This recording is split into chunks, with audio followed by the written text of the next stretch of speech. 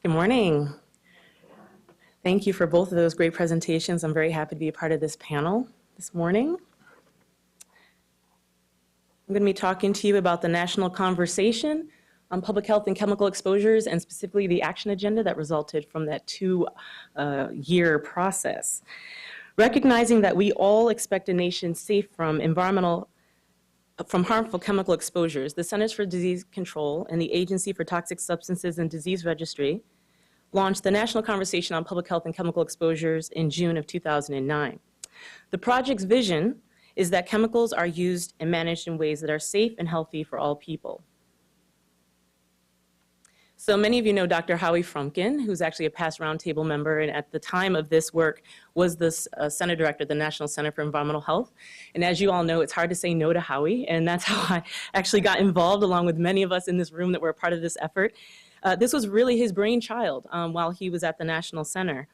And he really brought a lot of us together initially to make the pitch that there is a changed landscape. And as you heard from, in particular, Lynn Goldman's discussion earlier, we've come a long way in many regards, but yet we still have a long way to go. And these were all the considerations that we all started this work at, as far as understanding, acknowledging, and accepting that we are at this place, and at least taking assessment of where we are. We saw this as an opportunity to leverage the work already being done, so this was not at all intended to be a new aspect of work to reduce or eliminate chemical exposures, but rather to leverage and increase partnerships and opportunity, especially during these hard economic and resource times. There are a wide variety of partners involved. These are just a few. CDC and ATSDR supported the national conversation initially, and they worked with a number of organizations to help manage the process. Resolve, an independent nonprofit facilitator, convened and facilitated the National Conversation Leadership Council and the work groups, and to ensure strong engagement and input from environmental public health stakeholders, and the public CDC partnered with the APHA, the American Public Health Association, the National Association of County and City Health Officials, National Association of State and Territorial Health Officials, and the National Environmental Health Association. And also WestET's Web Dialogue Group provided interactive online discussions at key points throughout the project. The National Conversation included a leadership council, 6 work groups. I served as the co-chair along with Henry Anderson here as the co-chair of that, and thousands of members that participated in the online and in-person forums along the way. Again, this was about a 2.5 year process. Resolve, an independent facilitator, convened the 40-member leadership council, which issued the final action agenda. And it was much, much longer than what you currently find online, and it was a process. 6 work groups on key public health issues and chemical exposure topics released detailed reports in October of 2010. And the Leadership Council and the work group members brought diverse expertise and perspectives to these issues. There was real intentional effort to make sure that broad perspectives were a part of this, including impacted communities. That was really important.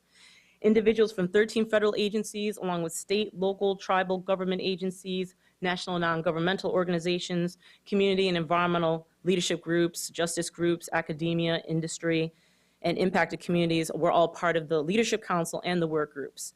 The members of the public participated in over 52 community conversations held across the country and 2 web dialogues. The Leadership Council drew heavily from the work group reports and the public input in developing the action agenda. This map illustrates the broad geographic representation of individuals who contributed to this effort. I don't need to get into the full details, but it includes work group members, community members, the Leadership Council members, web dialogue participants, and state and local forum participants. The project's goal was to develop an action agenda with clear, achievable recommendations that will help the government, agencies, and other actors and organizations identified in the recommendations of the action plan to strengthen their efforts to protect the public health from harmful chemical exposures. The action agenda addressed several desired outcomes and many actors beyond just the CDC and ATSDR, of course, including other federal agencies, state, tribal government, non-governmental organizations. All those that were a part also have a role here, including even down to the individual. The action agenda contains 7 chapters organized around priority topics listed here. Each chapter describes the relevant public health problem, challenges in resolving that problem, and the opportunities before us for new directions. It then offers several featured recommendations, as well as additional recommendations related to each of those topics. The action agenda offers 19 featured recommendations and 29 additional recommendations.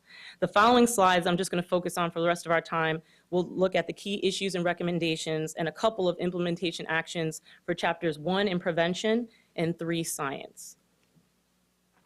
Chapter 1, called Protecting Public Health by Preventing Harmful Chemical Exposures, notes that while public health traditionally emphasizes primary prevention or the elimination or reduction of the causes of health problems, this is not typically the approach taken by current chemical policy in the U.S. By not focusing on primary prevention, we are missing opportunities to protect the public from harmful chemical exposures.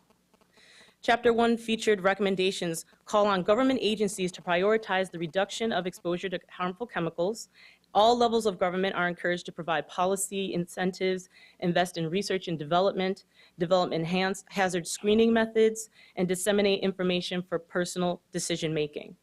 Congress is called upon to reform the Toxic Substances Control Act, and states are encouraged to enact similar legislation, which we certainly have been seeing at the state level for many years now. A number of relevant efforts have progressed in recent years. Maine, Minnesota, Washington, Massachusetts, and California are among states that are implementing toxic use reduction legislation and initiatives, with California's safer consumer products regulation going into effect just last month. Chemicals policy also continues to be discussed at the federal level, with Senator David Vitter's Chemical Safety Improvement Act receiving much attention earlier in this year. Children's health protection is also identified as a target area for improvement under this chapter, as government agencies are asked to require explicit consideration of children's unique vulnerabilities and susceptibilities, exposures, and developmental stages, and of the places where children live, learn, and play. And I can say that the Children's Environmental Health Network, among many nonprofits, has been working in particular with many federal agencies, the EPA on the Children's Health Protection Advisory Committee, also with the EPA and the NIEHS, doing translational opportunities and education and training opportunities of the wonderful research that comes out of the Centers of Excellence, Children's Health Centers, with the FDA and the EPA and many other CDC on our next research conference that will be focused on food and the environmental exposures along with nutrition, and in a Health in All Policies project with the CDC, working to look at how children are vulnerable in the beginning stages of policy development, not at the end, which we traditionally seem to do. Chapter 1 additional recommendations also address increasing emphasis on public health principles and precaution, developing standard scientific criteria and protocols for applying a precautionary approach to chemicals, strengthening worker protection, ensuring industrial and federal faculty compliance with environmental health regulations, laws, and policies, and developing an overarching paradigm for assessing risk. In Chapter 3, called Achieving a More Complete Scientific Understanding of Chemicals and Their Health Effects, this chapter relates to the importance of knowledge and understanding of chemical toxicity, modes of action, sources of exposures, and potential adverse health effects. The U.S. has undertaken significant research efforts, yet our understanding of the health effects of chemicals, including low dose, multiple, and cumulative exposures, individual susceptibility, intolerance, including but not limited to the interplay between genes and environment, community vulnerability, and disproportionate effects from past exposures, and effectiveness of interventions to protect public health remains simply insufficient. Chapter 3 features recommendations aimed to enhance scientific methods, tools, and knowledge. They encourage the expanded use, further development, and the validation of modern molecular biology techniques, computational systems biology, and other novel approaches. Government agencies are prompted to identify the data needed to fill the gaps in scientific understanding of health risk of chemicals and to prioritize chemicals and concern for further assessment of exposures and safer alternatives. The enhancements of that EPA has made to its integrated risk information systems, otherwise known as IRIS, this past summer are just one example of recent actions consistent with the Chapter 3 recommendations. The recent IRIS enhancements are intended to improve the scientific foundation of assessments, increase transparency in the program and the process, and allow for the agency to produce more IRIS assessments each year. Standard protocols and tools to characterize human exposure across the life cycle of chemical products and across human life stages are also prioritized. Additional recommendations in the science chapter address the issues that are listed here, and they include coordinating and improving accessibility to databases, understanding individual susceptibility to chemical exposures, defining gene-environment interactions related to chemical and environmental exposures, and social and lifestyle factors, identifying health impacts of indoor air quality during fetal and child development, and evaluating ATSDR scientific methods in particular. So some of the implementation actions that have happened since the release of this report, going on 2.5 years now, specifically the action agenda, in the communities chapter, the ATSDR was required, or requested rather, to be more focused on community concerns.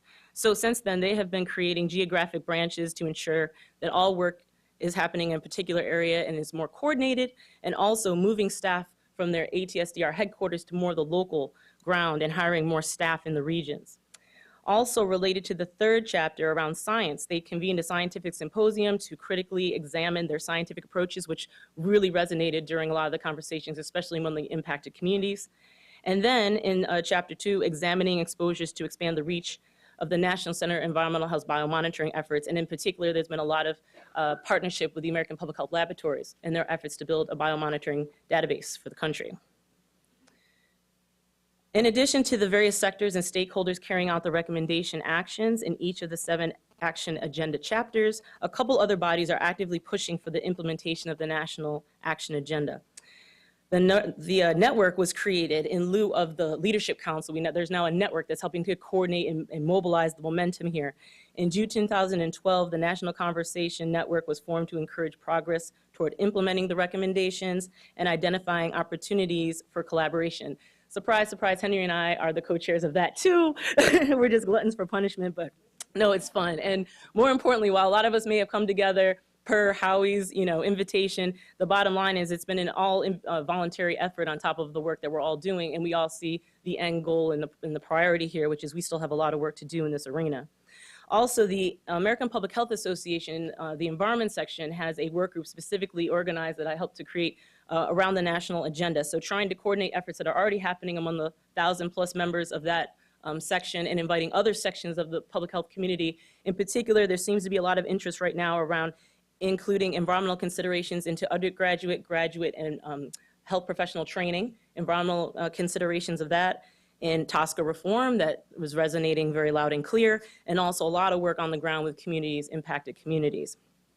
So in conclusion, I do want to offer that the action agenda cannot go ignored. It offers us an effective roadmap for how we can, again, leverage current partnerships, leverage the lack of resources available. I will be the first to disclose that there are a lot of recommendations that do just need additional funding, but there are many that don't. And this is a great time for us to take a step back, to take an assessment of maybe some aspects and initiatives that maybe haven't been so effective, and to think about rerouting ourselves. This is a roadmap that I encourage all of us to spend some time on, and many of us are trying right now to make sure it doesn't get ignored, but that it does get implemented, and to help with the challenges of offering the implementation strategies as well. Here's how you can get involved and you can learn more about. Again, I just gave a brief overview. There are many more chapters, many more recommendations. You can get on the communication list for this effort as well. And these are my 3 not so little anymore reminders of millions as to why I'm so passionate about this work and reducing and eliminating harmful environmental exposures in our communities.